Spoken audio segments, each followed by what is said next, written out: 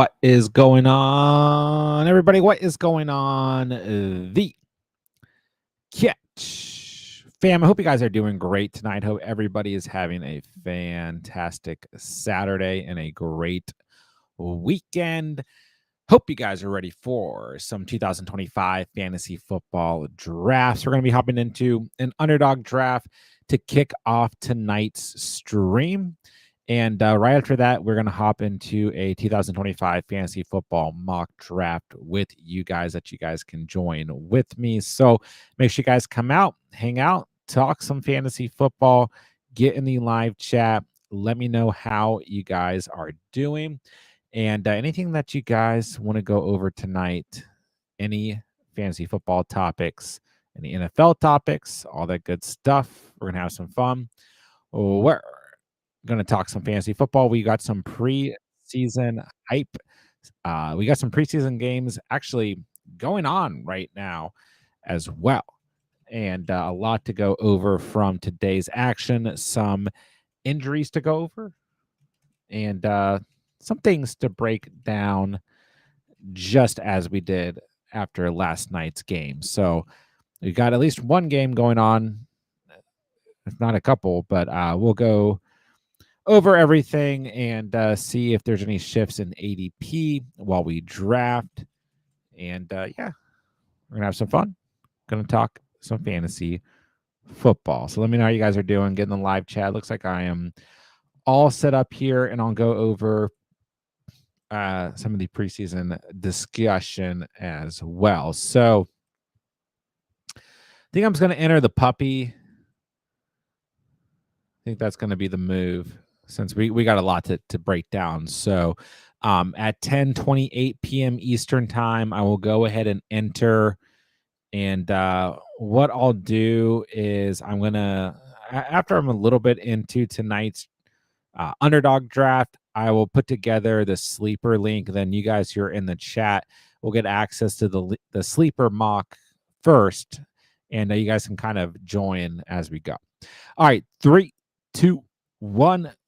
I'm in. Let's do it. Join 9 spots so you guys can get in here with me. 8 spots. Puppy, get on in there. Puppy 3, 20 seconds per pick. 7 spots. Let's do it, boys and girls. All right. So in terms of today's action, okay, we had quite a few games. So let's start with the Giants and Bills. And here we go. All of the quarterbacks for the Giants played pretty well in this game, but I think the highlight for most people, how about the 1.1, was Jackson Dart, because that is obviously going to be the player who makes the most buzz in terms of players that we're actually looking for. He was 12 of 19, 154 passing yards, a passing tutty for Jackson Dart. And he also had 24 yards on the ground. Tommy DeVito had a passing touchdown. He did not play bad at all. 10 of 14, 73 passing yards. Jameis Winston, 7 of 11, 62 passing yards, a passing touchdown. Russell Wilson was 6 of 7 for 28 passing yards. So all the quarterbacks for the Giants played pretty well today. For anyone who cares, there's really, I don't think there's anything else to really look for. We basically saw involvement out of every receiver on this team except for Neighbors and Darius Slayton. I guess I'm going to go Jamar Chase. I have a lot of Jamar Chase exposure, so sometimes I think about changing that up, but it's whatever. So yeah, we had that happen. For the Bills, once again, I don't really feel like there was anybody to watch for the Bills. Mitch Trubisky had a good game. Josh Palmer had involvement. I don't think Keon Coleman had 1 catch for 0 yards. So I guess that would be the one player to kind of watch for that ended up doing nothing. So do what you want for that with that information, right? Texans, Vikings. There were players to keep posted on here, and for the Texans, Jalen Noel and Jaden Higgins. Noel had 2 catches for 16 receiving yards. Higgins had 2 receptions for 8 receiving yards. So not a lot to do with that information, right? In terms of anybody else here, I mean, you guys tell me.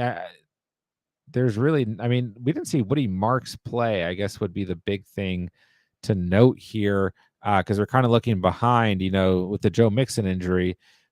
Uh, he had a minimal. Okay, so he carried the ball for 3 times. I was like, he's not showing up on my stat screen, but I thought he did something. So I guess that's okay. I mean, Dare Agumbawale had 5 carries. Jamal Jordan had 6. So I mean, yeah, I don't really know how to do that information. I wouldn't over or underreact to it per se. Moving over to the Vikings, JJ McCarthy looked very promising. 4 of 7 through the air for 30 passing yards. Shout out to my boy Sam Howell for getting some reps today as well. In terms of the receiving game, Jordan Addison, the number 1 target today. That chemistry between JJ McCarthy and Jordan Addison, very evident. Addison had 3 catches for 33 receiving yards. JJ McCarthy also had a nice first down that he picked up on the ground for 8 rushing yards. We saw a good bit of involvement out of Jordan Mason, 4 carries for 20 total yards. I don't think anyone expected anything different, but he's solidified as the RB2. He had 1 target on a 3rd down as well. But really, they're trying to figure out who the RB3 on that team is going to be. Is it going to be Ty Chandler? Or is it going to be Xavier Scott? Somebody else here, right? But at the end of the day, if you're a Jordan Mason truther, I mean, he was out there with the ones, no Aaron Jones today, so I guess that's good. We did see a little bit of Ty Felton. It was nice to see him get involvement. The rookie wide receiver, 2 catches, 14 receiving yards. Lucky Jackson, also a kind of sleeper name in terms of the receiving game for the Vikings. 3 catches, 30 receiving yards. And we did see 1 catch out of Jalen Naylor. So that wide receiver 3 spot for the Vikings still very open. Steelers, Jags. We did see the longest kick in NFL history, 70 total yards, but it won't count for the record because it happened in preseason. So that was kind of sad, but also pretty cool to see at the same time. Let me make these 2 draft picks. Man, Omarion Hampton is just absolutely skyrocketed in ADP. I kind of like to go double hero RB here. I will go Hampton. I'm going to go Kyron. I'm going to pass on JT here for no specific reason. So yeah, the 70-yard field goal did not count. I mean, it counted. It just didn't count for the record because it happened in preseason. So that sucks. In terms of the Steelers, once again, we're mainly looking at Caleb Johnson here. He did have involvement. Was the first running back out there, right? 8 carries for 20 total rushing yards for Caleb Johnson. He added 1 catch for 6 receiving yards. I mean, wasn't anything great. So if you're a Caleb Johnson truther, maybe you're not ecstatic. But once again, we don't want to underreact. I mean, this is just the opening weekend of preseason. No quarterbacks go over. Skylar Thompson did look pretty good, but Mason Rudolph looked good as well. So Steelers quarterbacks behind Aaron Rodgers look good. For what that's worth, right? In terms of the receiving game, once again, I don't really feel like there was anything specific to be looking for. I guess we're looking who's going to be the wide receiver 2 for the Steelers, but also I don't feel from a fantasy perspective anybody really is overly concerned, except for degenerates like myself, who are drafting all these best ball teams, but I don't think there's anything to really take away here.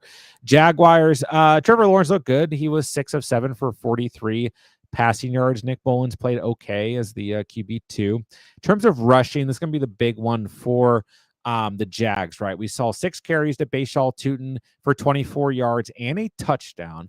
We saw 6 carries for 24 rushing yards for Tank Bigsby, no touchdowns. Travis Etienne was out there with the ones for a majority of the game, 2 carries for 6 rushing yards. So what are we going to do with that information? We're going to sit back and wait because, I mean, come on. I mean, there's not a big takeaway we can do here. Bashaw Tutin did have 10 receptions for 16 receiving yards. Travis Etienne had 1 catch for 10 receiving yards. So this clarifies nothing to me at all in terms of the Jaguars backfield. But for what it's worth, go ahead and take that information. We still have a few weeks of preseason left.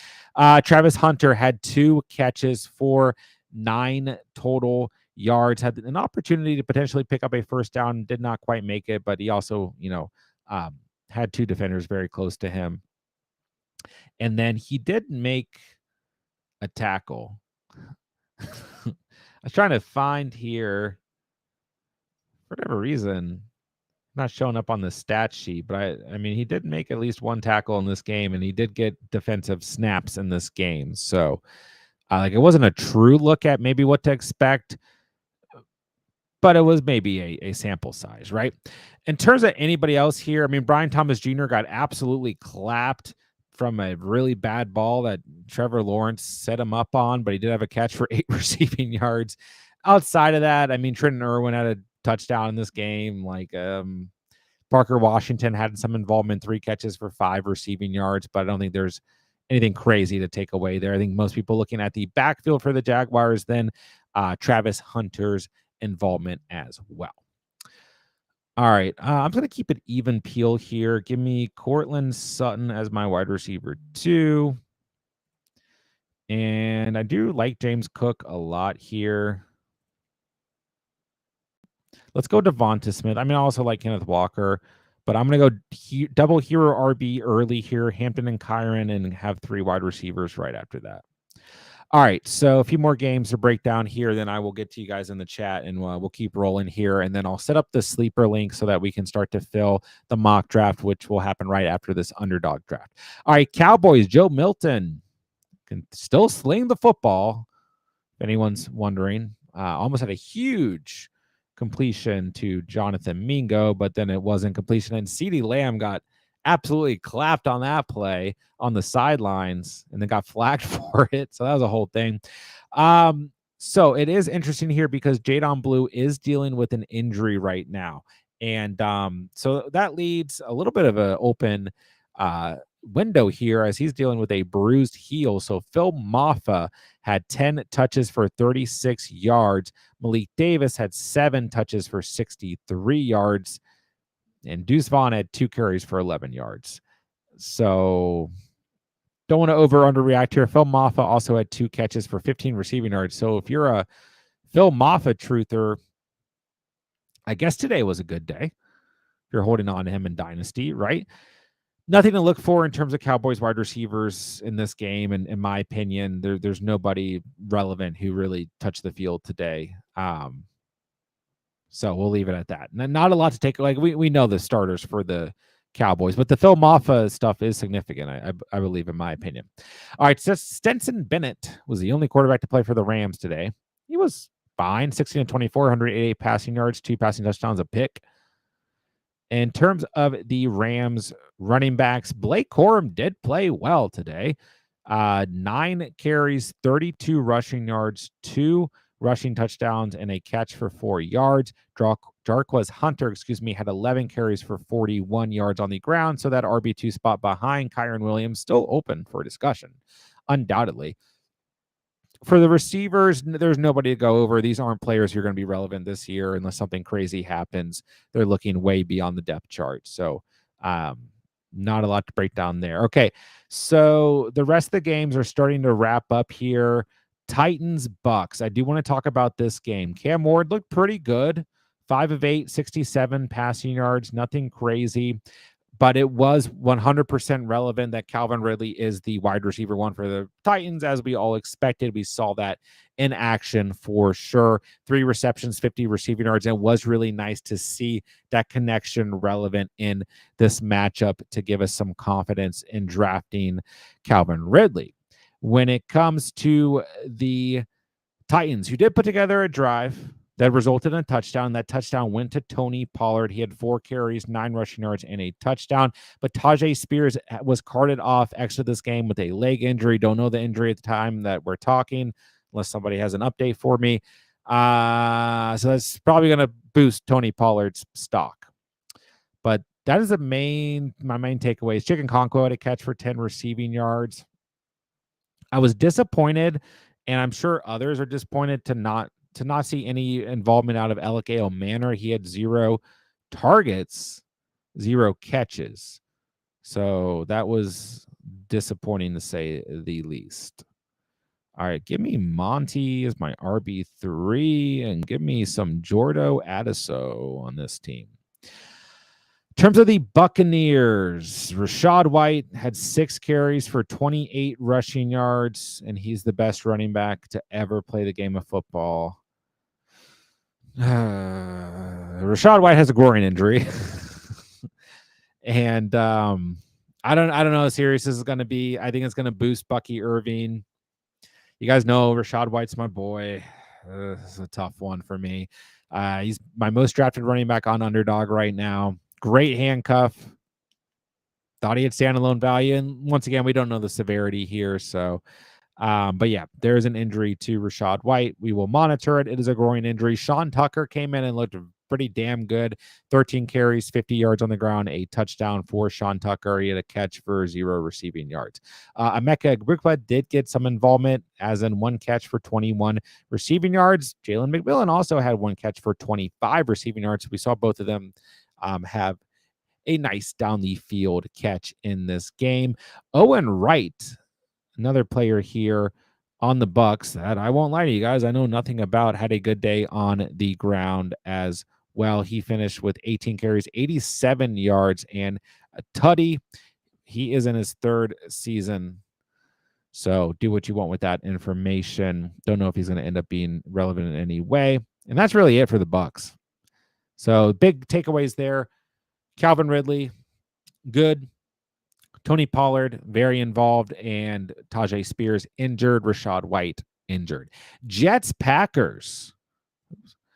This was an exciting game because Justin Fields came out. He was 3 of 4 passing, 42 yards through the air, 2 rushing attempts, 14 rushing yards, and capped off the opening drive with a rushing touchdown. So if you were in the boat of like, I'm worried about Justin Fields, I don't think you're worried anymore about the injury and all that stuff. And we saw him use his legs in this game and score a touchdown. I think if you've been a Justin Fields truther, that is all you've really cared about. Braylon Allen did look good in this game. 8 carries, 33 rushing yards, 4.1 yards per carry. It is worth noting, in my opinion, as Breece Hall had 3 carries for 9 yards, that Isaiah Davis also looked good. And like, Isaiah Davis basically scored a touchdown in this game. It was like a few inches off. He did get a little like banged up on that play, but I thought he looked pretty good in this game too. And he's also kind of lingering there. But Braylon Allen, for all you Braylon Allen truthers, it was a positive night for him. In terms of receivers, there's nothing to talk about. Garrett Wilson, 0 targets, 0 catches. Malachi Corley had a catch. Alan Lazard had 2 catches. And yeah, I don't think that Josh Reynolds even played. So the big thing there was Justin Fields, all positive signs for Justin Fields in this game. In terms of the Packers, Jordan Love was 1 of 5 for 7 total yards. So that wasn't great. And the big thing to take away from this game, as Matthew Golden just had 1 catch for 7 receiving yards, and this game is still actively going on. The big thing to take away is that Jaden Reed was walking around in a walking boot. He is now dealing with a toe injury that is separate from the foot injury. Or no, he's dealing with a foot injury that is separate from the toe injury that he was already dealing with. So I would not say that is positive news in any way whatsoever if you have been drafting a lot of Jaden Reed for some reason, but it is positive news if you have been a Matthew Golden truther. So I think that's the big takeaway from a fantasy perspective for the Packers. All right, Chiefs and Cardinals. Early turnover in this game. Great field positioning for the Chiefs. Patrick Mahomes, 1 passing attempt, 1 completion, 1 passing yard, 1 touchdown. That's all I needed to do. And I mean, come on, you can say what you want about Mahomes and the Chiefs, but that was a very Mahomesy thing to do. In terms of the run game, I don't think we have any clarification here. Pacheco, Elijah Mitchell, Brashard Smith, Kareem Hunt, Carson Steele, all involved. So I'll leave it at that. In terms of the receiving game, Jalen Royals looked good. 3 catches for 14 receiving yards. Tyquan Thornton was involved. 1 catch for 15 receiving yards. And Jason Brownlee was who caught that touchdown from Mahomes. So once again, I don't think there's anything like super important there. We'll find out. Kyler Murray threw a pick. He looked good before he threw the pick. 7 of 8, 96 passing yards, and a bad interception. I don't want to overreact. Kyler Murray has like 5 interceptions like that every year, so whatever. Trey Benson looked pretty good. 9 carries, 29 yards, 3.2 yards per carry. Michael Carter still looming around. 7 carries, 20 rushing yards, 2.9 yards per carry for Carter. So I think that RB2 spot's probably going to Trey Benson, but it's still somewhat open, especially with Amari DeMarcado, who only had 3 carries, but he had 2 catches for 56 receiving yards and a receiving touchdown. And these were 2 guys that we did see have involvement last year next to Trey Benson. So I don't want to say it's 100% open to Trey Benson, but we'll find out. Outside of that, in terms of receiving, Marvin Harrison had a catch for 15 receiving yards. Greg Dortch had 2 catches. Trey McBride had a catch. Like I don't think that Michael Wilson had a catch. I don't think that receiving room's really shaking out any differently. All right, Broncos, Niners. Then I'll start to roll through the chat here, and I'll get that sleeper link out so we can do our mock draft after this underdog draft. Bo Nix, nothing great here. 6 of 11 for 31 passing yards. I mean, it's fine. It's preseason. Once again, we're not underreacting. RJ Harvey out there with the ones. No Dobbins tonight.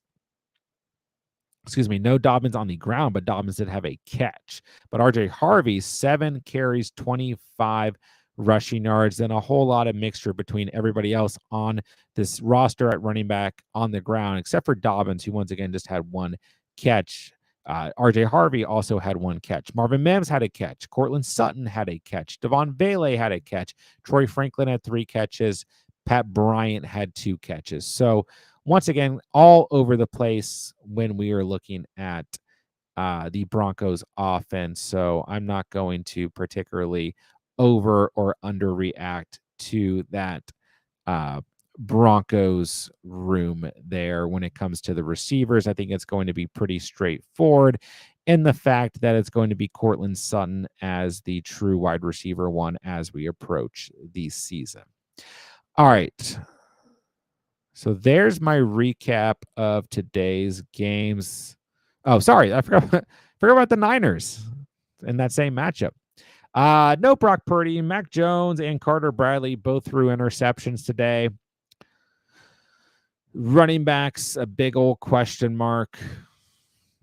Once again, we didn't really see the Niners play players that are going to be fantasy relevant. They're trying to figure out roster spots behind those players. Demarcus Robinson did have 2 catches for 20 receiving yards. That's really all that there is to report. We didn't see Isaac Arando.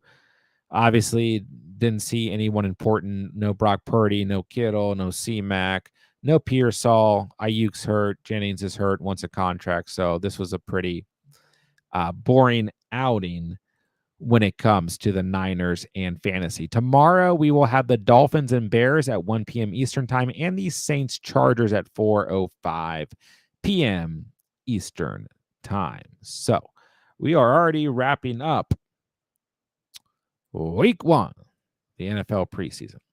All right, so what I'll do very quickly here at the bottom of the chat for you guys is I will get a sleeper link out for tonight's mock.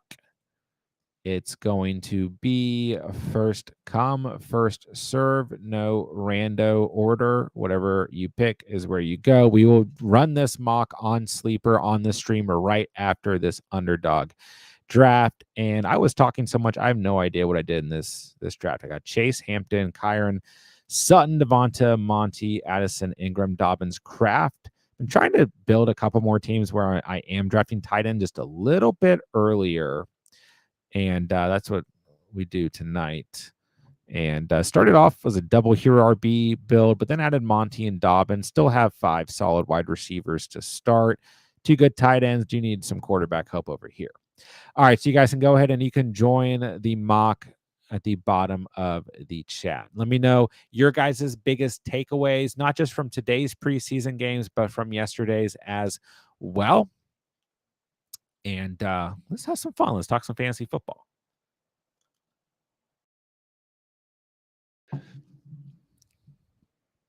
All right, Andrea says a lot of players got hurt. Yeah.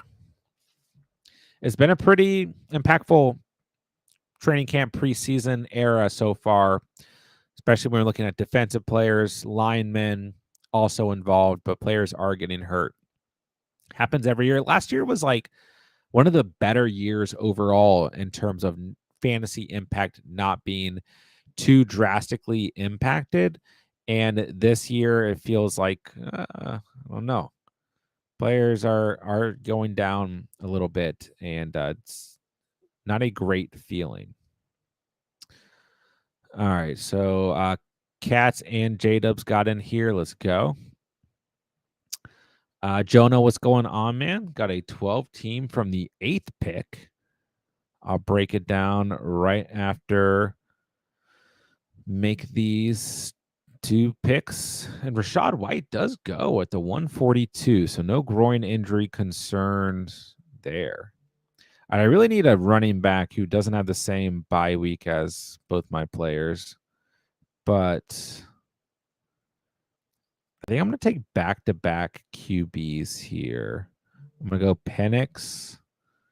I'm going to go Bryce Young. Don't really have any quarterbacks I can stack. And if I don't take a quarterback here, by the time I pick again at 168, like I would be hoping for Sam Darnold or Matthew Stafford. So I'll go ahead and knock QB out here. All right, so we got JD5, James Conner, Monty, Amon-Ra, Ridley, Bowers, Pacheco, Emeka Egbuka, Ricky Pearsall, Braylon Allen. Not bad for a 12 team. This feels like a competitive league. Like people knew what they were doing. Certainly probably see that reflected here. So you're starting JD5, Connor, Monty, Amon-Ra, Ridley, Bowers, and then in the flex, really could be any of who's left over. Yeah, it looks like it was a tough draft. I mean, it's not a bad team by any stretch, but this is a team that you went quarterback and tight end early, so you have the advantage at QB and tight end in terms of positional advantage, but I do think it impacted some of the rest of the team here. Like, I don't think you're getting a crazy high ceiling out of Connor or Monty. I like Monty a lot. I think Connor's fine. I do like Ridley, right? But how high is the ceiling? I still think he's going to be very good, but at the end of the day, how high is the ceiling with a rookie quarterback? Obviously, we got some confidence boosting today. Bowers, perfectly fine there. Pacheco, Emeka Egbuka, Pearsall. I think Pearsall actually has the best chance to fill in as the most dependable flex option here for you, if not Emeka Egbuka down the stretch. And I do like Braylon Allen and Pacheco, but I still think Breece Hall is confidently in front of Braylon Allen. I still think Pacheco, there's a point in the offseason where I was feeling pretty good about Pacheco, and then now I've kind of reverted back to they are really just using every single one of those running backs, it feels like. So that's worrying me a little bit, to say the least. But yeah, I mean, this team is solid if you were in a competitive draft. You have a great starting quarterback, great starting tight end, good RB1, good RB2, although the upside is limited. And I think your wide receiver 1 and 2 are good, and you have enough options there in the flex. So I wouldn't be panicking if I were you, per se, by any stretch. All right. I need to hone in on this draft a little bit. I need some wide receiver help. I do feel like drafts are obviously we're in a fragile state as preseason games are happening. People are reacting, but I do feel like drafts are getting more and more competitive after just 1 week of preseason action. I feel like ADP is all over the place, and people are definitely taking into consideration what they are seeing happen in these preseason games. So, keep that in mind as you guys are starting to draft your squads. Yeah, RJ Harvey on the field with the first team, absolutely. But I don't think that was even if you are a J.K. Dobbins truther, I don't think that was necessarily unexpected. Hold on a second here.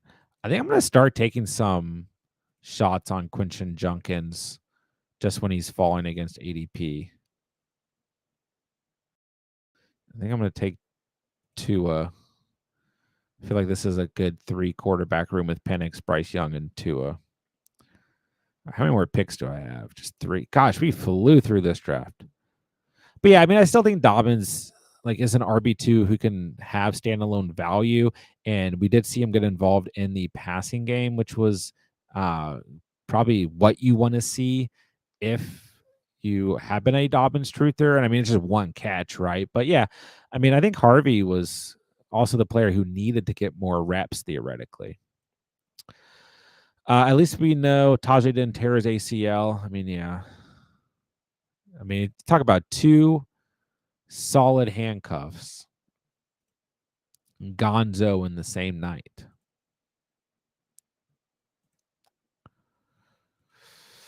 LeBron's, what's going on, man? Woody Marks, man of Mississippi.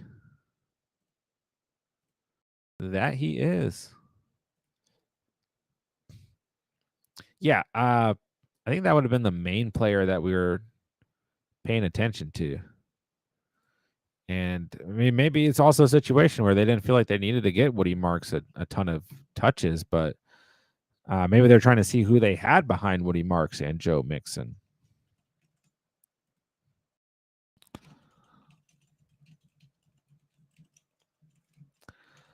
All right. All right. The link for the sleeper redraft mock is at the bottom of, well, it's in the YouTube chat. So, you guys want to pop on in? We're going to run that right after this underdog draft, which is quickly approaching its end. I think I'm just going to end up going. See, I got 3 picks. I might end up going 3 wide receivers. If not, it's going to be 2 wide receivers, 1 RB. 10 out of 11 first team snaps for Travis Hunter. Yeah. And I still think early in the season, he will be more utilized on offense as opposed to defense. But, the Jags offense didn't look bad. And I think the more the bigger takeaway for me was not so much like what are we going to get out of Travis Hunter, which I mean I think everyone was paying attention to, but like not necessarily what we're going to get out of Travis Hunter, Brian Thomas Jr., or Trevor Lawrence, but what we may get out of the backfield. And I don't think we got any true answer out of what to expect because once again, all of the running backs for the Jaguars were involved tonight. So once again, we don't want to overreact too much to preseason. I know I was kind of joking about that last night and feeding in to some preseason hype in some of the drafts we did last night. But at the end of the day, best case scenarios, just kind of, we still have a few more weeks of sample size and we could see some players get less opportunity because, Coach Steph has seen already what they want to see and all that, but we could also see more players get more opportunity as well. All right, I guess I'm going to double stack Adam Thielen and Jalen Coker.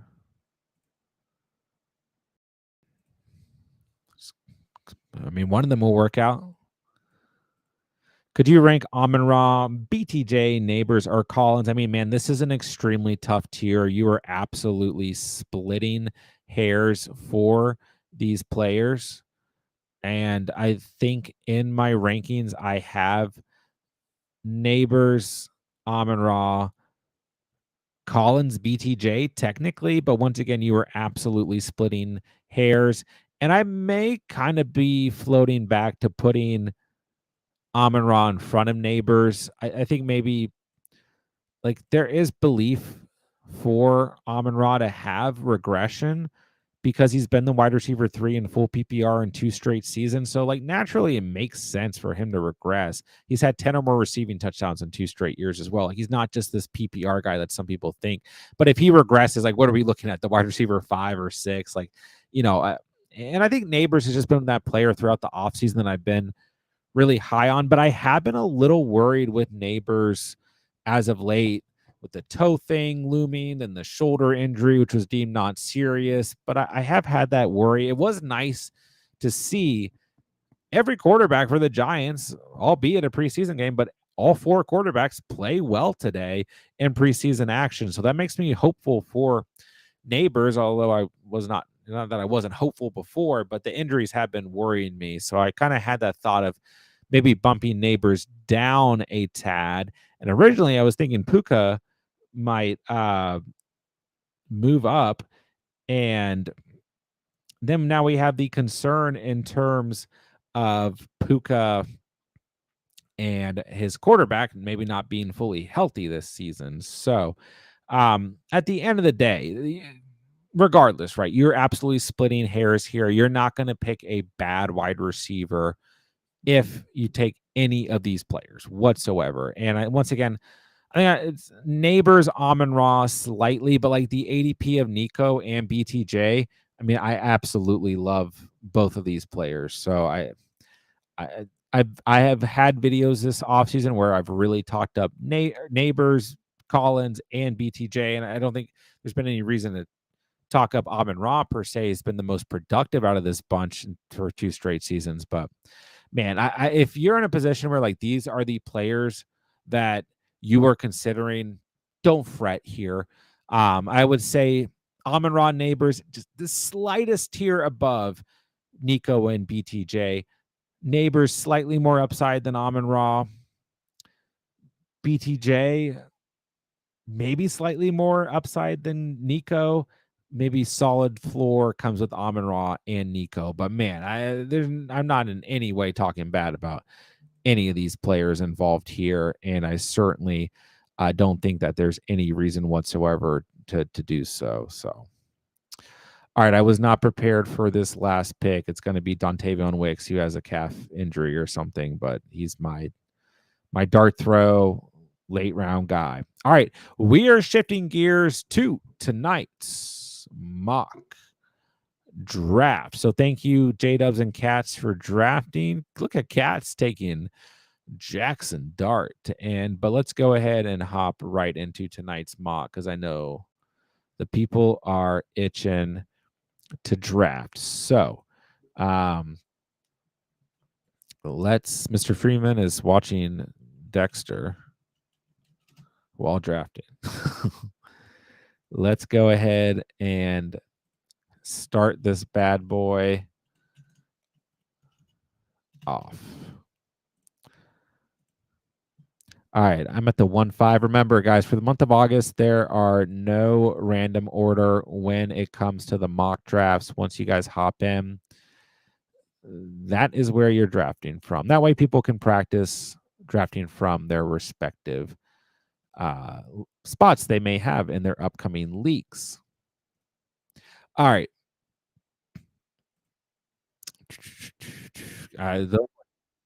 Your team. Ooh, I have sounds on apparently. Man, I wanted to practice a double hero RB tonight. I thought I was safe at the 1-5. Give me JJ, CeeDee Lamb, whoever you want here is fine. That's okay. I will do it tomorrow. Let's see. Jacob's not taking any Juckins. Yeah, I just think a little exposure and best ball can't hurt. What do you think about the Browns retiring Shadur Sanders' number? He deserves it. Jay Fitness, what's going on, my bro? Yes, I can get you into League 4, and I will agree to work out payment as you need, since you did pay last year. So, yes, I suck at multitasking while streaming, but there's the invite. And sure, you can Venmo me. I think League 4 is filled. If you guys have an invite to League 4 and you didn't join, you probably want to do that. I think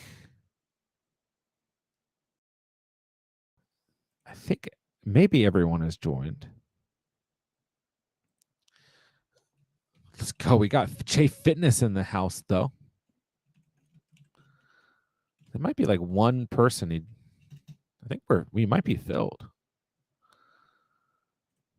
Either way, I mean, it'll get filled. but might be all the way there.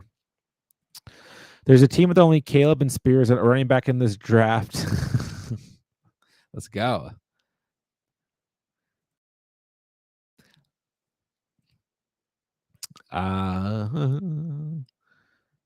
Cats. B-Tom, Lundo, T-Mac, Pickens. What's wrong with that start? Connor, Pearsall, Mixon, Robinson, Prescott, Charbs, T-Law, Tootin, Allen, Strange, Sanders, Slayton, Theo Johnson, Jackson Dart. Dude, that's not a bad team. That's a solid little build. I don't hate that team. I mean, at least it's logical. Bro, I'm drafting Bucky Irving here all day long. I don't think that was that bad of a draft. Dubby had Nico, Genty, Adams, Kittle, Harvey, Debo, Downs, Aaron Jones, Purdy, Bateman. You got the Kittle, Purdy stack. Scattaboo, Stroud stacked with Nico. Pop Douglas, Najee, staph infection with Adams. Good. D-Hop, Mason Taylor, Lockett. Yeah. Solid team. I mean, you got some of those guys like Scattaboo, Mason Taylor dealing with injuries. Oh, well. Genty, Harvey, Jones, Scattaboo, he took a Najee share. Look at you. Look at you. Yeah, team's not bad. Lamb falls to the 1-7 tonight. Yeah, like I said, at the 1-5 with those three running backs gone and Chase gone. Lamb, JJ, you can go either way. I don't have a problem with it. But I'm still confidently taking Lamb over Puka with the Matthew Stafford back thing.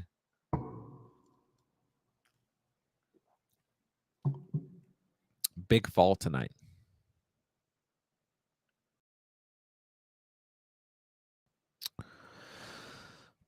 All right, let's see. Yeah, I mean, they fill quickly, Andrea. That was like hours ago when I sent that message. That's why I send the messages, because then people join. Goat Naldo. What are the thoughts of going wide receiver at the 1-2 turn? Not sure if I should go Nico, then A-Chain, or BTJ in the second. Yeah, it's a tough spot. Truthfully, it's a tough spot to draft from because there is so much value at both wide receiver and running back at that point in the draft. So I've talked a lot about this throughout the course of the offseason. I mean, first of all, I don't think that you're going to make a bad decision no matter what you do. And earlier in the offseason, I was really dead set on wide receiver at that spot because you could a little bit more commonly get Nico than BTJ. And like I was like, I mean, that's just too much to pass up on. And like, if that does fall to you, I think that's perfectly fine. I also think like if you want to go like Nico or B-Tom, then Drake London or AJ Brown, even still Lad McConkey, I don't have a problem with that. But I just think it's too hard to not go wide receiver running back there, especially if A-Chain is there. I have enough confidence in A-Chain that I would have a tough time passing on A-Chain right there, especially after drafting a wide receiver of Nico Collins or Brian Thomas Jr.'s caliber. So I think it's just a really like even peel way to start your draft.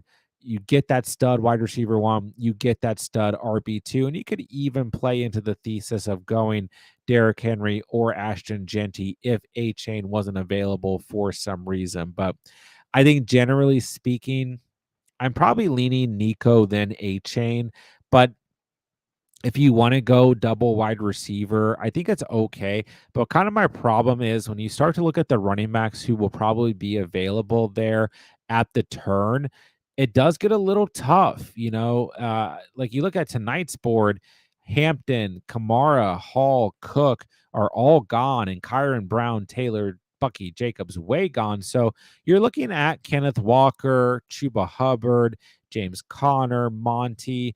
And I do like Kenneth Walker a lot. and he does go there at the 312, for example. So I think kind of my issue, like I like Kenneth Walker a lot as an RB2, for example. And I think in a hero RB approach where you're going zero RB, if you were to go Walker, it's okay. And trust me, you guys have heard me talk in the videos. Like I am a Kenneth Walker fan, but I still have that worry that Kenneth Walker could end up with an injury this year. And then I think if you go and chase Zach Charbonnet, I mean, that's fine, right? But if you don't do that, then what are you left with still a very early round pick? So if you end up going double wide receiver there at the turn, as much as I like a start with Nico and B Tom, you have to be very strategic as the draft goes on at the running back position, because running backs have been so just incredibly inflated with the success that we saw at the position last year. So running back is a little bit steeper. Plus, now that we're in the month of August, there's less late round running back value. It's just how it happens, right? I mean, you're going to see Travion Henderson move up on draft boards. We've already seen Omarion Hampton shoot up on draft boards. People will draft players like a Tony Pollard or DeAndre Swift with more confidence. We'll draft a guy like David Montgomery with more confidence. So, you just have to be aware of that. And while I do think it could work out if you went double wide receiver and you could land on the right running backs as the draft goes on,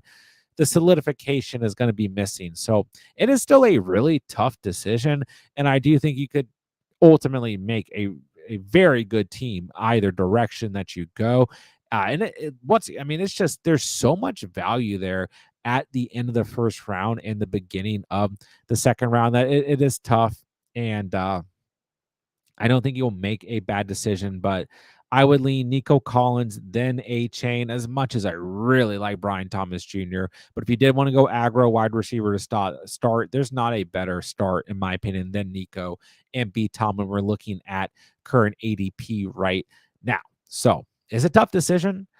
But, I'll put it this way, right? If you go one wide receiver there, Nico or B Tom, and then you go A Chain, for example, or a Derrick Henry, start to look at the wide receivers that you could get at the 312 and the 4-1 to make up for the position. It's a very wide open tier. I don't think you're going to see a JSN or Higgins fall, but players like Marvin Harrison Jr., Mike Evans, Devontae Adams, Cortland Sutton, Terry McLaurin, George Pickens will all be there. And then even once you're wrapping it around back to the 5-12, 6-1, there's still good value at the receiver position. So I would say go RB there. And then I would still try to land like a Kenneth Walker as your RB2 and then take one of those wide receivers that we just talked about at the 4-1. And then I think that there's just more value at wide receiver as the draft goes on as opposed to the running back position. But good choice either way and a tough choice as well. All right, Jay Fitness, let's go in League 4. Love to see it. Yeah, League 4 filled like quicker than any other league. So if I get enough interest, I will potentially set up a 5th league. Last year, we did have 5 redraft leagues, the auction league, the Superflex league as well, and then 4 dynasty leagues. So, I said League 4 is going to be the last league, and it might very well be the last league. But I'll say it this way, if I have at least 10 people come to me and wanting a league, then we can set up a 5th league. All right, Mason, in my home league, I got Genty at the 112 and Puka at the 2-1. Am I cooked? No, you're not cooked. You're not cooked. And this is the pendulum of the offseason, right? It can swing drastically at times. And right now, you're swinging in a direction that Ashton Genty had, 3 carries for a yard, and Puka Nakua's quarterback is hurt, and, people are convinced that Matthew Stafford's career is over, and as soon as he gets hit wrong, which, don't get me wrong, I guess that could happen, but the latest update on Stafford is there's optimism, and he had no limitations in his workout today. We knew he was going to work out today, right? And it looks like it went well. So, listen, literally, like 2 weeks ago, if you got Genty and Puka to start a 12-team draft, you'd be ecstatic. Puka goes at the 1-6 tonight, you would not envision this happening. So no, I think that the pendulum swinging helped you, to say the least, here. So no, I wouldn't be concerned if I were you whatsoever. And preseason is an interesting time to say the least. And like I've been saying throughout the course of this stream, we don't want to overreact. We don't want to underreact either. And I think the like attitude of not paying attention to preseason, especially with the emphasis of dynasty leagues now, as well as it's kind of the opposite of what we used to see in preseason. We used to see more teams start more starters at the end of preseason and less starters at the beginning of preseason. But now, what it really is more starters play at the beginning of preseason. Then, as the preseason goes on, less and less starters play, and they're making those final kind of roster cuts and everything, so to speak, and looking at players that are not going to be as fantasy relevant a majority of the time. So, you know, I wouldn't be panicking in any direction here whatsoever. Are you doing another one tomorrow? We're going to do 2 mock drafts for sure. Tonight we did underdog draft and a mock draft. We'll see how things shake out. But tomorrow the schedule will be 2 mock drafts on Sleeper in a row. Pete will be on the stream with me. What's up, Ray Gamer?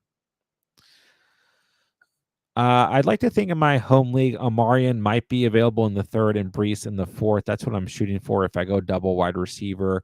I also don't like any wide receivers at the 3rd round term.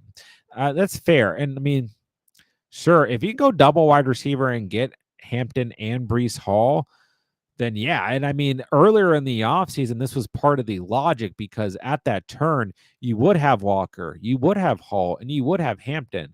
And a lot of times you would have James Cook too and Kamara. But like you look at tonight's draft, for example, as we're 9 days into August, you only have one of those players left over. And I mean, you know your league better than I do, but things change pretty swiftly. And Hampton is the player specifically that like I think you have a better shot of Brees Hall falling than Omarion Hampton. I mean he's as high up in ADP as he can get. You know, I don't think he'll move in front of Kyron Williams or Chase Brown or any of those running backs that we see gone in the 2nd on tonight's draft board. But like if we get news I like Najee Harris is never going to play football again, for example, like I think he might move close. But yeah,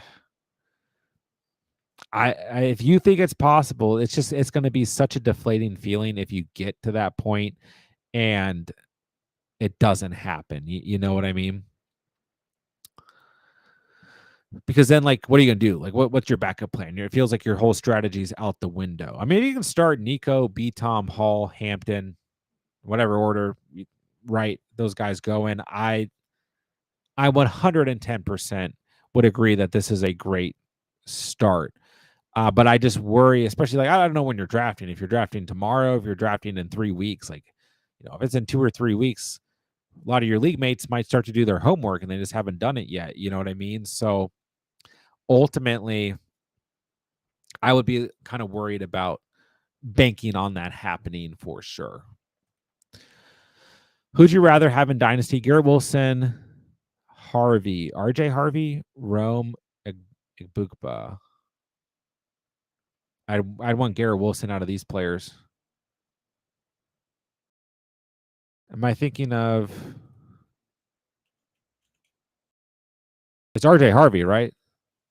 No other Harvey out there, right? Unless my brain does stop working fully around this time of night. If I had to put these players in order, it'd be Wilson. Roman and Igbukba are very close. And then Harvey. I mean, wide receiver for me in Dynasty, longevity, wide receiver is always going to outweigh running back majority of the time. I have not lost any faith in Garrett Wilson whatsoever.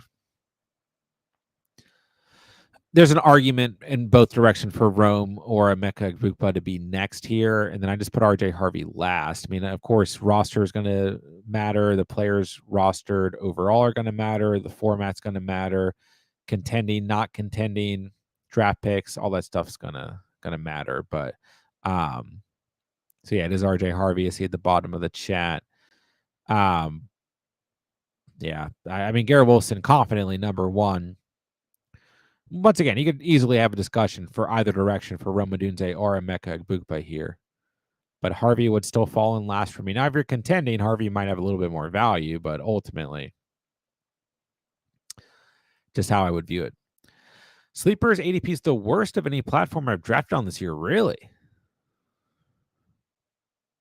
I feel like it's, I don't know. I only look at Sleeper and Underdog, so I guess I don't know. J Fitness, I think we lost you. You got a little auto pick Mahomes there. You might get hit with the Joe Mixon auto pick if you don't come in. ESPN is shockingly the best besides Underdog. Really? See, usually, historically for me, ESPN and Yahoo have not kept up throughout the offseason in comparison to Sleeper.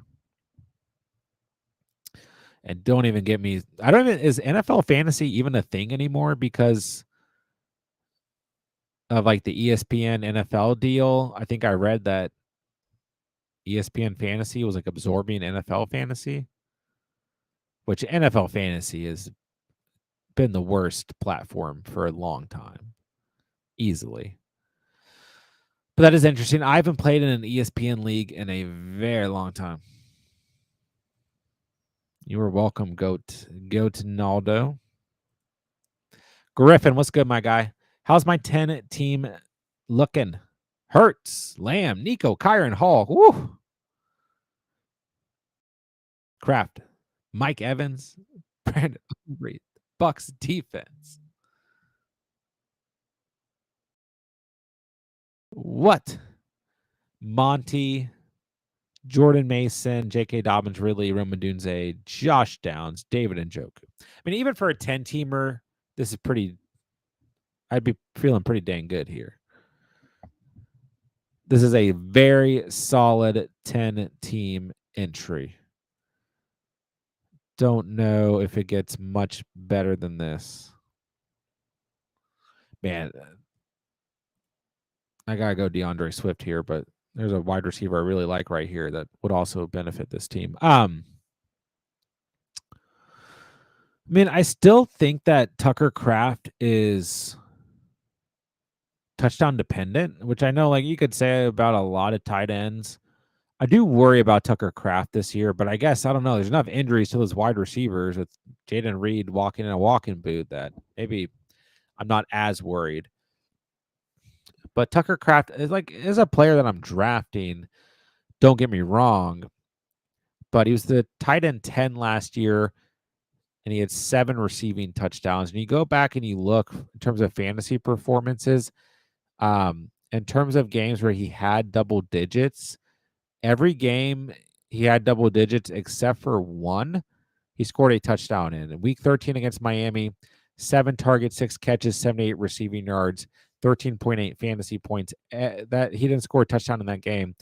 Every other game, he scored a touchdown or had single-digit games, not including that game.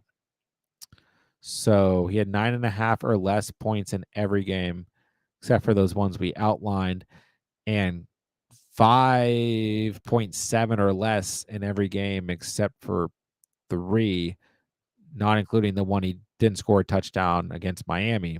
So I still kind of worry about him. He did have 707 receiving yards, 14.14 yards per catch, but he's fine. You have Njoku too. Just pointing things out here. Sorry, I just itched my nose oddly. But yeah, the team looks very solid. Hurts, Lamb, Nico is beautiful. Kyron and Hall, I think, is still very good. I like both those guys. Kraft and Njoku is fine. Mike Evans is a great flex. Plus, you can flex Ridley. You have a lot of depth at running back. Monty, Mason, Dobbins, a great running back room on the bench. Roma Dunze, Josh Downs, probably good values where you got them. I don't know about the Bucks defense, but I don't care. You can stream defenses, and we will have a video out every single Monday for you guys with defense. Actually, put out the defense video. Yeah, it's Monday morning. So maybe I guess Sunday night. It's Monday morning when it goes out. It goes out very late Sunday night or Monday morning, however you want to look at it. But we'll have a defense video out every single week for you guys this year. Help you guys stream defenses. For those of you who play in leagues with defenses or kickers, don't worry. We do care about those positions here on this channel. Yep, solid team. All right. What am I going to do with this pick? This basically ended up being a hero RB team.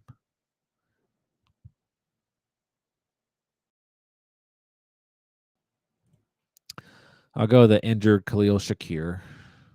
He'll be fine by week 1. Hampton going too early after the Slater news, says Taylor.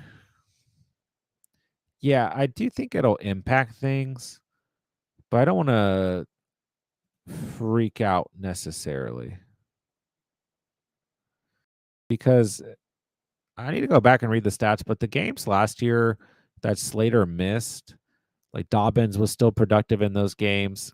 I think the bigger impact will be through the air. But we'll see.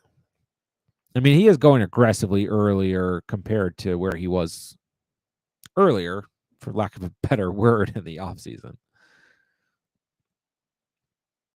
And I just don't think it's going to change. I think the hype is there. Would have Brees over Hampton, but I'm worried about third down snap share. Like, I do think Braylon Allen's going to impact things a little bit, but I think the upside still lies with Hall. It's an interesting tier there. We see them, these running backs gone in the 3rd round. Hampton, Kamara, Hall, Cook, Walker all feel like guys that could be the best pick of like the whole draft for you. And I like all those guys a lot. I'm not downplaying any of them or the significance they could have in any way. They also feel like guys who hold a lot of risk in different ways. But at the end of the day, like they will all be solid RB2s. Like if you're drafting a running back in the 1st or 2nd round, then turning around and getting one of those guys, I'm not that worried. It's more so I get worried if, and like, this is a tempting year to go back-to-back wide receiver. It's also a tempting year to go back-to-back running back. But if you went wide receiver in the first 2 rounds or some combination of a wide receiver, then tight end or quarterback, then that's where I get a little bit more worried if they're your starting running back. But I also think all those guys could absolutely like hit at the same time and be very solid picks. Chargers interior O-line was already the Achilles heel of the offense, and now they lose their best offensive tackle. They all got to drop in ADP. Yeah, and I mean, the Chargers all are a little banged up across the board. So like we talked about this last night's stream, I think. So we'll see how things shake out. I'll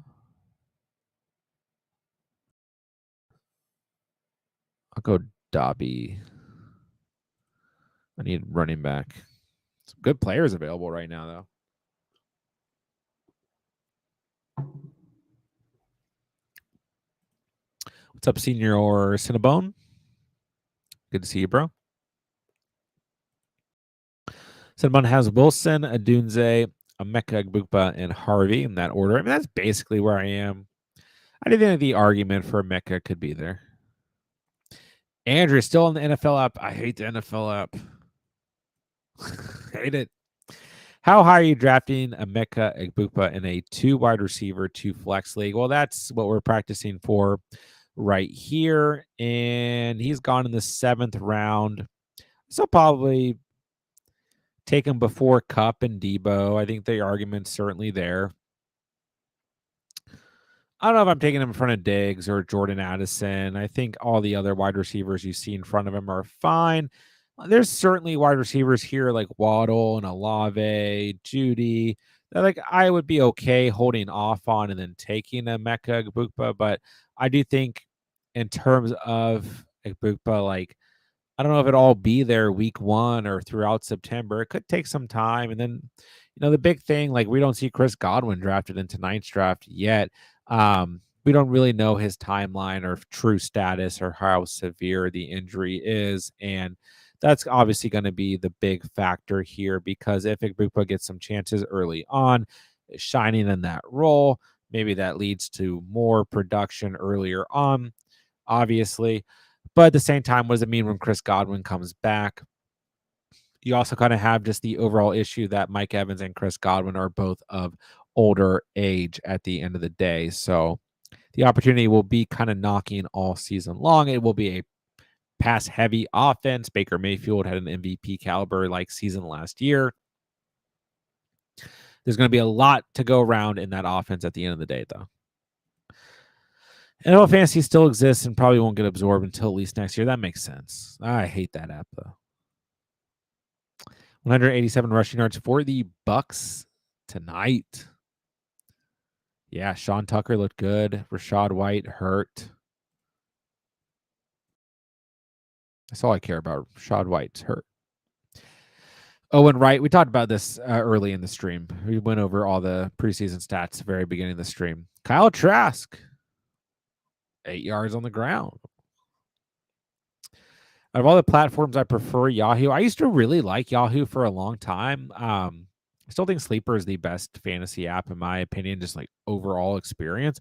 But and you guys, if you follow the channel over the past couple of years, you hear me talk about Yahoo a lot. But Yahoo, like they got into like and like I mean all the apps are into this, but they got into like the daily fantasy and like pick'ems and everything, and they changed their platform really based on that, and I liked it a lot less. Like because the reason I liked Yahoo before is because it was so simplistic and like not over the top and like just worked very fluently. And then once they made all those changes, I just felt like it wasn't that way.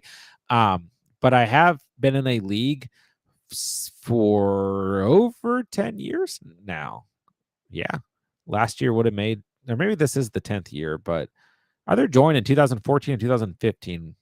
And I've always played in that league with my second boss ever, George. And he's a great commissioner and he changes the rules every year. We've done a 20-man league, 14-man. This is how groundbreaking. I mean, I was in his league when it became full PPR, and this was like my first ever exposure to full PPR being a thing. This was a long time ago. So we've done double quarterback, super flex. We've done like a year where we only had 4 bench spots. He just always changes it up, and it's always been one of those leagues that keeps me on top of my toes. And I finally won the league last year, which made me feel really good. But yeah, he always plays through Yahoo is the point of the story there. And I do have exposure to Yahoo for that reason. But I am always kind of shooken up because I do get on there and I never look at the ADP by any stretch for Yahoo. And then I get on there and I'm like, oh, there's like a whole different universe I'm in right now. And I think that actually is something that really benefited me in my draft last year. All right. Man, I don't know where I want to go with this pick.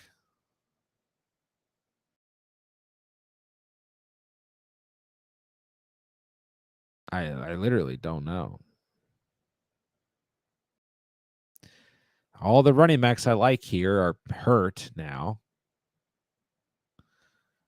I guess I'll just go Marvin Mims. Whatever.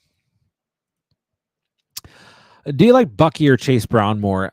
Once again, splitting hairs.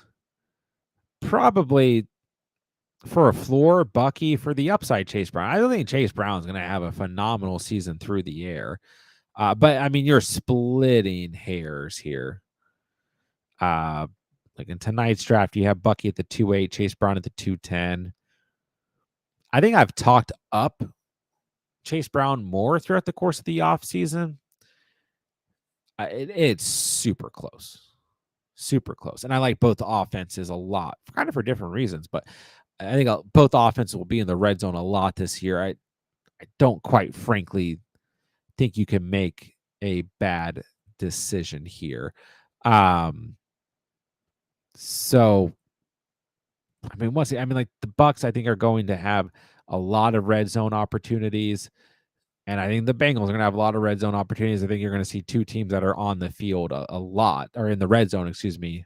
All the teams are going to be on the field a lot, but in the red zone a lot. You're splitting hairs here. Bucky, maybe a safer floor. Chase Brown for a little bit more upside, but I mean, yeah, like we're not going to be in a position here where by any stretch whatsoever you're coming out and feeling bad about taking either player. So I hate to give that answer that's not, super lenient towards one player or the other, but I've loved both these guys all off season. Sean Tucker might end up being the waiver wire out of the year this season of if Bucky or White miss time. Yeah, I mean, and Sean Tucker has always been good and always been one of those players who can come in. And I mean, we saw that 1 week last year where Sean Tucker was like the waiver wire ad. He had 34 points against New Orleans. And that was the game where that was Rachaad White's first missed game of last year. And so he had that massive game with Bucky Irving having 18 and a half fantasy points. So, I mean, it could be. Don't make me too sad about Rachaad White tonight. Yeah, Hunter, anyone who wants a team review, I will go over any team. Sean Tucker has been great when given opportunities. If Bucky goes down, I bet that he takes over the RB1 role over White. All right, let's pump the brakes on the Rachaad White hate, boys and girls. Okay. I don't need it. Meso Too Rare, what's going on, man? Amon-Ra or Nico? I think we had this exact question earlier, and it's just such a close tier at the end of the day. Man, this is against ADP, but I want Justin Fields, so I don't even care. It's just a super, like, you look at that early tier of wide receivers, right? And whether you're talking about Neighbors or Amon-Ra or Nico or B Tom, which is kind of like a tier break after Puka, Lamb, JJ, Chase are gone. You're just, it's splitting hairs. And I think with Amon-Ra, you get a safer floor. I mean, this has been the wide receiver 3 in full PPR in 2 straight seasons and was still the wide receiver 3.5 PPR last year, has had 10 or more receiving touchdowns in 2 straight seasons. Like, and I said it earlier in the stream, if Amon-Ra regresses next year, like you're still looking at what the wide receiver like 5 or 6 at worst. If the departure of Ben Johnson really impacts him, or we see some sort of slump to the Lions offense, which has just been so productive over the last 2 years, which I mean, regression would be natural here. You know what I mean? But Nico has been a player that I've raved about all off season long, and like was a player on pace to be maybe the wide receiver 1 in fantasy last year if he didn't get hurt early in the season. I mean, Nico only played in 12 games last year, right? And he was on incredible pace through the first 5 weeks of the season. In week 5, he only caught 2 balls and had 78 receiving yards and a receiving touchdown, So, and I think, offensive line for the Texans is improved compared to last year. And you could argue the receiving core is better than it was last year. You could argue bringing in 2 rookies and then having Christian Kirk, although Stephon Diggs was very productive last year. Tank Dell didn't really have a great year last year, even when healthy, but, you could make the argument, all I'm saying. So I actually think that it will help Nico Collins as there's less defensive pressure, presumably at times against Nico, but very close. I'm still drafting Amon-Ra over Nico, but I don't have any problem whatsoever with drafting Nico. I still think Amon-Ra deserves to be drafted first and foremost. All right, I need a tight end on this team. Kind of forgot about that. Probably important. So I guess I'm getting Dallas Goedert. Home league is on NFL. Make them change. Kyler career as a starter ending this year. By the way, I don't think so. We'll see. I know. I mean, we talked about at the beginning of the stream. He looked good before the pick. The pick was really bad, but Kyler has like those 5 or 6 bad interceptions every year. I'm not panicking, although I did draft Justin Fields confidently ahead of him tonight, I guess. But he had 11 picks last year and was still the QB 10. I I just don't think that it wouldn't make any sense for the Cardinals. Like I think they move on from Gannon as head coach first and go into whatever quote unquote rebuild it'll be with Kyler as the starter still. Yeah, I agree. The Cardinals are stuck with him. Like it's too tough of a trade to pull off, but I guess a trade could happen. Who do you like in the Bears offense? Really high on Adunze this year. I think it's gonna be the wide receiver one. I like DeAndre Swift. Drafted a lot of DeAndre Swift this offseason. Talked a lot about him. I mean, I like everyone to a degree. DJ Moore is the wide receiver one, undoubtedly in my mind for the Bears, and I will take all the heat in the world if we're in October and he's not the wide receiver one. I just don't see any scenario where DJ Moore is not the wide receiver one for the Bears, but that doesn't mean that Rome Odunze cannot be productive enough in this offense that he is valuable enough to be a starting wide receiver in fantasy. But to me, DJ Moore is the wide receiver one, undoubtedly. But I do like Rome Odunze at his ADP. I think he's worth drafting. I haven't been crazy high on Rome Odunze, but I do think the writing on the wall is there undoubtedly for him to have a very significant role in this offense. But I do think it's kind of interesting because we really haven't gotten a true feel for what Luther Burden's role is going to be as he's just getting back from injury. And then Colson Loveland's also been banged up, and both those guys will have some sort of role in the passing attack. So I think it's kind of too early to say, but ADP wise, Odunze and Swift are the players to draft, I suppose. How many running backs do you like to take in the first 8 rounds to be comfortable with your lineup? It really depends on your overall strategy.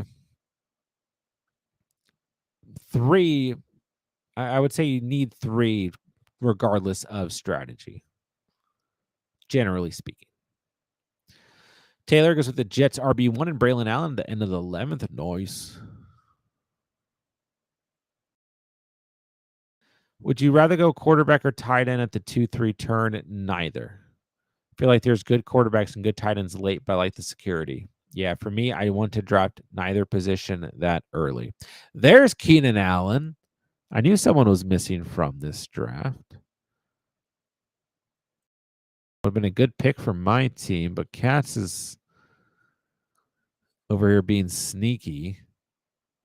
Sleeper is probably going to update their ADP, I would say, after tomorrow's games, like on Monday.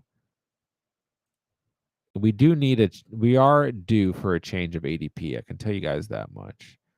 I'm going to be boring here. I could definitely use another wide receiver, but I'm just going to go with a double tight end approach.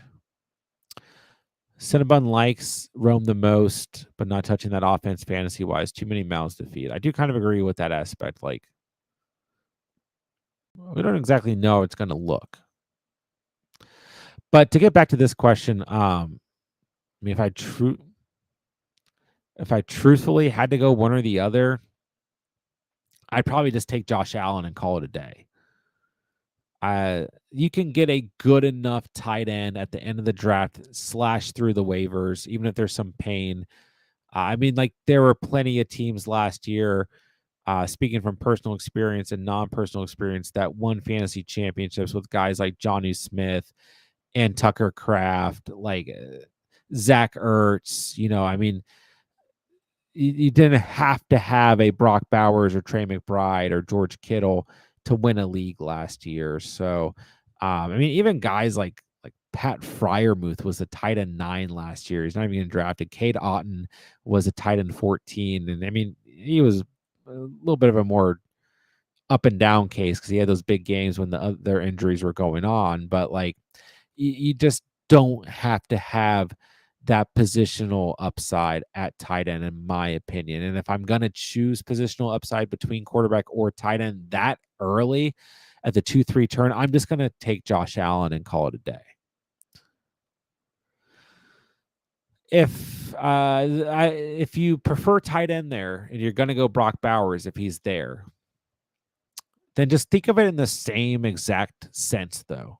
You're taking Brock Bowers. You don't need a top 5 quarterback necessarily to make it to the fantasy championship and win the fantasy championship. There are plenty of guys at the end of drafts who can be a top 8, top 7, top 10 fantasy quarterback and carry you to a championship. And there are plenty of guys last year, like a Bo Nix, like a Baker Mayfield, like a Sam Darnold, like a Jared Goff, who were late round quarterbacks and got it done for you. So you can think of it that way if you want. Goddard was good at the start of the season before the injury. I like to draft him or Ferg with rookie tight ends. I like that as well.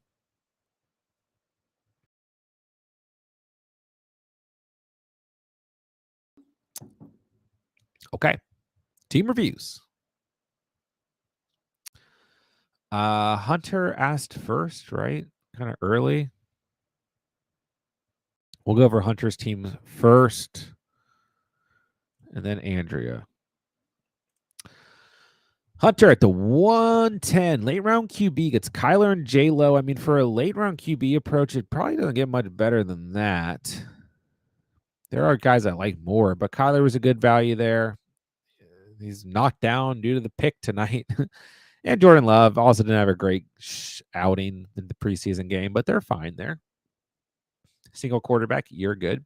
Laporta and Njoku, perfectly fine. I think if I spend a 6th rounder on a tight end, I'm probably not drafting Njoku. Let's see the rest of the team. H.N. Cook, Caleb Johnson, Algier.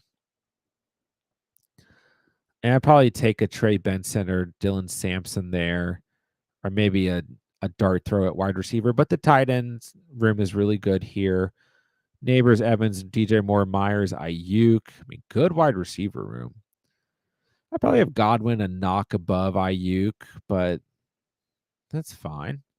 So you're starting one of the 2 quarterbacks, one of the 2 tight ends, H.N. Cook, Neighbors, Evans, Moore, Myers. I mean, in this format, you're looking for pretty sharp. Bench is Caleb Johnson, Ayuk, and Njoku, Algier. You can really take any handcuff running back and can't really knock you, right? But yeah, I do get a little worried.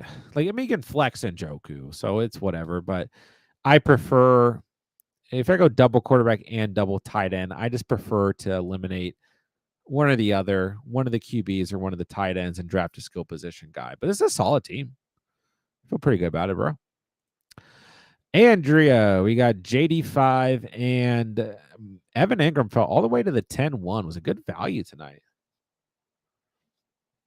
See some of those rookie tight ends creeping above him. Tyler Warren and Colston Loveland drafted before Evan Ingram tonight. Henry Walker, nice. Charbs, Eckler, Ray Davis, Nick Chubb, B. Tom, Waddle, Olave, Matthew Golden, Jawan Jennings. Interesting squad here. So you're starting JD5 and Ingram. Henry and Walker, B. Tom, Waddle, Olave, Golden. Jennings could fill in for one of those guys. So me personally, I don't hate this strategy. I'm not high on Waddle or Olave. But there wasn't like, you definitely got the tier break. Like after Moore and Flowers, like you're kind of forced into drafting those guys unless you want to go like Travis Hunter, Roma Dunze. I mean, I really like Addison. I really like Diggs, but like, I mean, in terms of ADP, they're in a further tier right now. So you'd be quote unquote reaching. And I mean, we know Addison's going to miss the first 3 games anyways, So I don't know. It depends maybe on your feelings on Waddle and Olave. I think Olave's hurt too. He's got an ankle injury, not expected to be too serious. And I'm surprised Waddle's not hurt at the moment, but Jawan Jennings has whatever he's got going on. But Golden gets an uptick with the Jaden Reed issue, him in a walking boot. So yeah, and then like you are kind of, I like that you handcuffed Walker, but then you are kind of looking at like what's left over at running back for you. You're really just trusting Henry and Walker, which is okay because you have Seattle's backfield locked up. But then after that, you're just looking at Eckler, Ray Davis, Nick Chubb. It could end up on the waiver wire after like 2 or 3 weeks, or it could be guys that you hold on to. Hard to tell. So Daniels, Ingram, Henry Walker, B. Tom Waddle, Olave, Matthew Golden, or Jennings. I mean, it's still solid for sure. I do kind of like this strategy, though. All right, let's see. Surprise Cats took Keenan since supposedly he's not getting too many targets. Let's see here. Taylor, I'm going elite quarterback tight end early. I like this team surprisingly. Let's take a look, bro Chacho. We got a good value on Hurts in the 5th. McBride and Tucker Craft. Very solid. Amon-Ra, Lundo, Adams. Man, I feel like Adams taking a little bit of a hit in ADP right now. Jaden Reed, Christian Kirk, Demario Douglas. Good late round values at wide receiver. This is where those underdog drafts pay off, right? Pacheco, Jones, Tracy, Allen. So yeah, going, early QB, early tight end did kind of push you into a 0 RB team as well. But I feel like you're confident in it. Hurts, McBride, Amon-Ra, Lundo, Adams. I mean, you have enough to pull from the flex, but I don't know if it's going to be Jaden Reed. Not certain to be ready week 1 as of 14 minutes ago. Then you're probably starting Pacheco and Jones or Jones and Tracy. I'm a little worried about my boy Pacheco right now. I could be overreacting, but we're seeing a lot of involvement so far through training camp in the preseason to literally every other running back. But it could be fine too. It could be overreacting. You could also flex Tucker Craft. So a lot of good names here. A lot of guys I like. A lot of good values. 0 RB, early tight end, early quarterback could work. Surprised more people are not on the George Kittle tight end 1 train. I think they are. I just think they're not putting him above Bowers and McBride. All right, Katz was sniping me all night long. He goes aggro running back Gibbs, JT, Hampton, Pollard, and a little sprinkle of Brayshaw Tootin, who was involved in tonight's preseason action. Pickens, Worthy, Emeka Egbuka, Jaden Higgins, Michael Pittman, Keenan Allen, Prescott, and Kincaid. I mean, this is a pretty solid team. Prescott, Kincaid, you're good there. Gibbs, JT. The thing that's good about this team is he can flex Hampton and Pollard, especially Pollard with the Tajay Spears news. Then he got a lot of upside with Pickens and Worthy at wide receiver. You got good enough options at wide receiver. Generally speaking, in full PPR, I want to flex 2 wide receivers, but I don't know. This team, man, he got Keenan Allen. Don't forget about our boy Keenan Allen here too. I don't know. This team is pretty could really pay off. I like this team, Cats. Dare I give Cats a compliment? I don't think Keenan Allen is a bad pick in redraft. Come on. In the last round, Taylor, I don't mind flexing tight ends if they keep falling in these drafts. Could definitely work. Dubby, the 111. We got Lamar, Action Jackson, Fergie, and Pitts. Good values on the tight ends. This is like a double hero RB with an early quarterback. C-Mac, Genty, B-Rob, Scattaboo. There we go. There we go. No fear on Rashad White. Scattaboo also banged up. You end up with Marvin Harrison, Zay Flowers, Travis Hunter, Ricky Pearsall, Chris Godwin. I mean, you got some good values in this draft. I don't know if you do this approach, if it'll always work out, but Lamar, one of the 2 tight ends, C-Mac Genty, MH Flowers.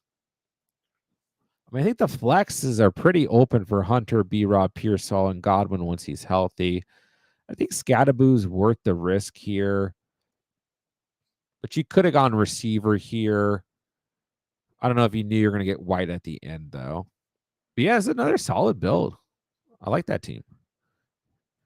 Good drafting tonight, boys and girls. All right, Jonah, what's good, my dude? At the 1-3. Burrow in the 6. I do feel like we've seen Burrow start to fall just a little bit in ADP. Like nothing crazy, but he is sliding in drafts. Kittle and Tyler Warren, nice. I don't know if I spend a 4th rounder on a tight end that I'm taking another tight end in the draft, but is what it is. Bijan, Chase Brown, pretty filthy start there. Then just Jalen Warren, Benson, and Justice Hill left over. Wide receivers did take a hit here.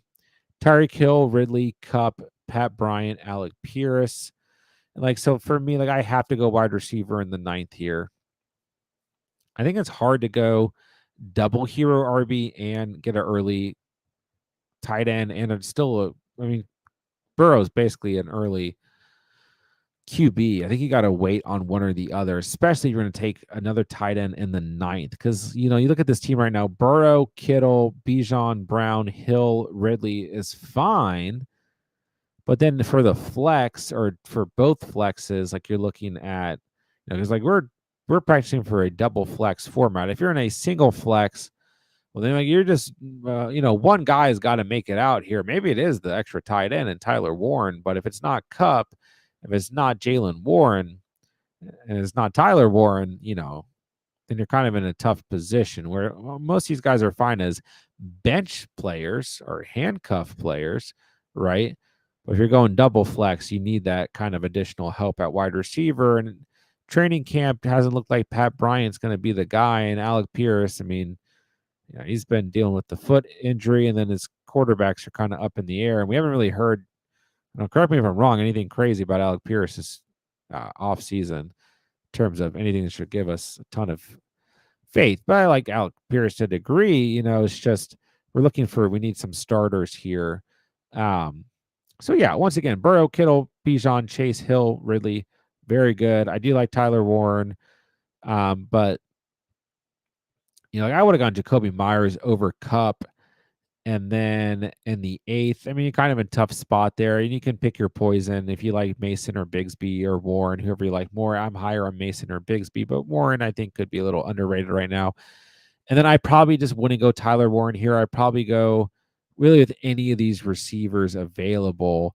I think Benson would be fine in that, area. And then you still could have gone another tight end if you wanted to from this tier of Fergie, Pitts, Johnny Goddard over Pat Bryant, and then still gone Pierce and Hill, So I don't know. It could work here, especially in a single flex format, but that's how I would look at it.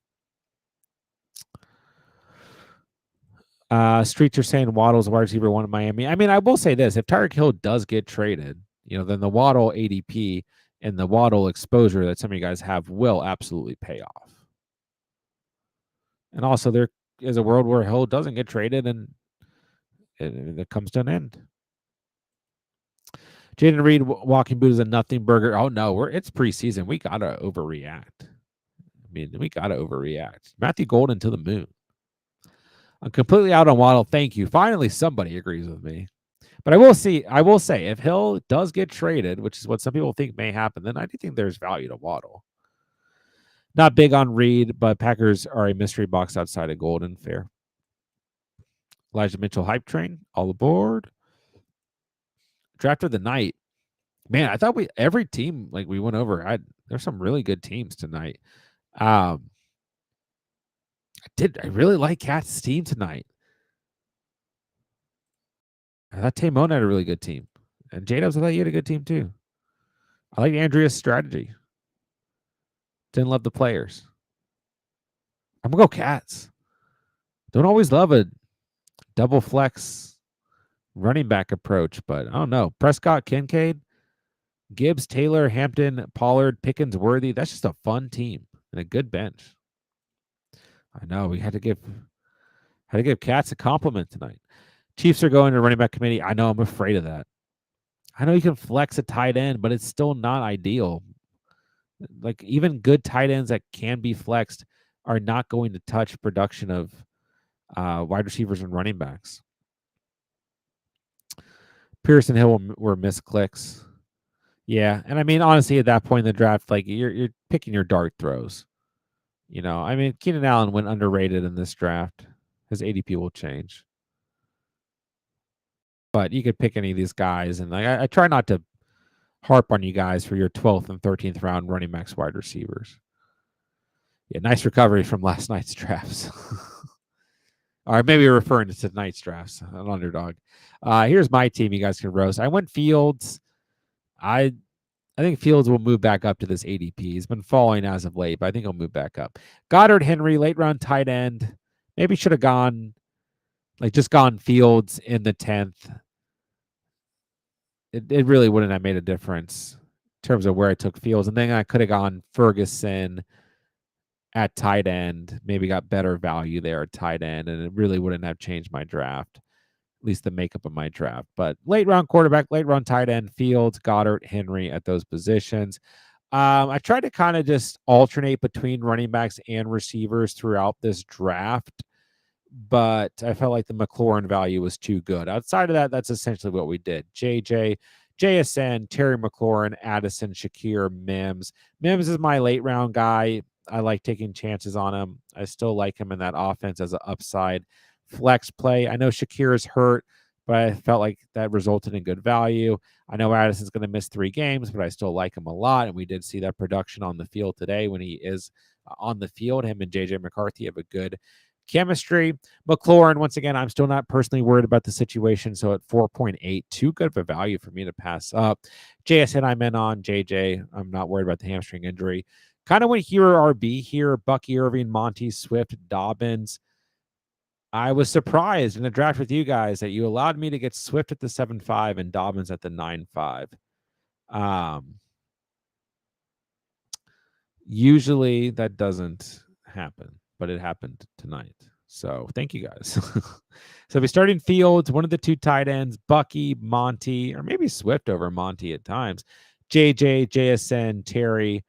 Second flex could be Monty or Swift or Addison, Shakir, Dobbins. I think Dobbins and Mims are probably on the bench here to start, but I like pieces of that offense. So I'm good with this squad. Have a good night, Andrea. Thanks for hanging out. Love your first 3 picks, and you drafted Monty over Henderson. I knew somebody was going to point that out, and I almost went Henderson over Monty, but I still think Montgomery's a perfectly fair player to be drafted at that position and at that ADP. But I know the hype, the pendulum is swinging with Hendo right now. And I mean, I actually considered Henderson or Monty at the 4.8. And I thought Henderson might go earlier in this draft than the 5.5. So the way I looked at it was I'll take McLaurin. I still think McLaurin was the best overall player to pick there. And then I think Henderson's not going to be there at the 5.5, but maybe Monty will be. And I just went and took Monty anyways. But I kind of feel like the floor was safe to take there, so I went Monty. But I'm okay if you want to go Henderson there for sure. Hey, I drafted fine last night. Leave me alone. Monty over Hendy or Harvey? No way. Yeah, it's an interesting tier there for sure. This is the only running backs gone in that round. Monty, Hendo, Harvey. Stevenson's usage still worries me with Hendo, but the ceiling of Hendo is too good for me. Yeah. I mean, the touchdown absolutely made Hendo take off last night. There's no doubt about it. But yeah, Stevenson still had 7 carries. So we shall see. We're going to have a lot of players moving up in ADP just based on this first week of preseason action. That's how it works. So yeah, 2 games tomorrow. Dolphins, Bears, Saints, Chargers. We'll be back on tomorrow night with Pete, and we'll be running through 2 mock drafts. So make sure you guys come out, stay posted on Discord. We'll get you guys in as many mocks you guys want to get in. We're going to run 2 tomorrow night. And yeah, we'll come out, talk some fantasy football tomorrow night. So I should have a video up for you guys tomorrow as well. So make sure that you guys stay posted. And that'll do it for tonight's stream. So thank you guys for drafting with me on Underdog. Thank you guys for running a mock draft with me. We'll be back tomorrow to talk some fantasy football. So everyone have a great night. Have a great Sunday. Have a great rest of your weekend. And make sure you guys stay posted to join tomorrow's mocks as well. And that'll do it. With that, I'll say thank you guys so much for watching and or listening. And remember, you saw it here on The Catch. And peace.